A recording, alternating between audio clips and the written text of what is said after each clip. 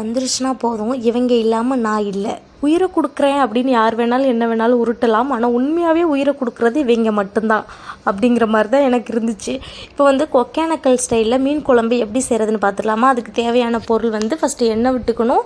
எண்ணெய் நல்லா காஞ்சதும் மிளகு, ஜீரகம், தக்காளி, வெங்காயம், பூண்டு இதெல்லாம் போட்டு நல்லா வதக்கிக்கணும். என் ஆத்துக்கார் வந்துட்டு சின்ன வெங்காயத்துக்கு பதிலாக பெரிய சைஸில் இருக்க சின்ன வெங்காயத்தை வாங்கிட்டு வந்திருக்காரு.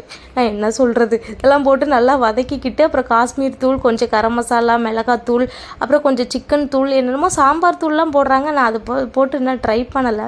சைஸ் புளி எடுத்துக்கணும். எடுத்துகிட்டு அதை நல்லா வந்துட்டு வதக்கினதுக்கப்புறம் மிக்சியில் போட்டு நல்லா ஒரு பேஸ்ட்டை அரைச்சிக்கணும். அதை கடாயில் எடுத்து மாற்றிடணும். மாற்றினதுக்கப்புறம் கொஞ்சம் எண்ணெய் விட்டு கொஞ்சம் வெந்தயம், ஜீரகம், அதுக்கப்புறம் பார்த்திங்கன்னா பச்சை மிளகா, கருவேப்பிலை, இஞ்சி பூண்டு பேஸ்ட் இதெல்லாம் போட்டு நல்லா வதக்கிட்டு நம்ம ஊற்றிட்டோம்னா குழம்பு ரெடி ஆயிடுச்சு ஒகேனக்கல் ஸ்டைலில். உங்களுக்கு இந்த வீடியோ பிடிச்சிருந்தாச்சுன்னா லைக் பண்ணுங்கள், சப்ஸ்கிரைப் பண்ணுங்கள். எங்கள் வீட்டில் என்ன சாப்பாடுனா மீன் குழம்பு, மீன் வறுவல் தான். பிடிச்சிருந்துச்சுன்னா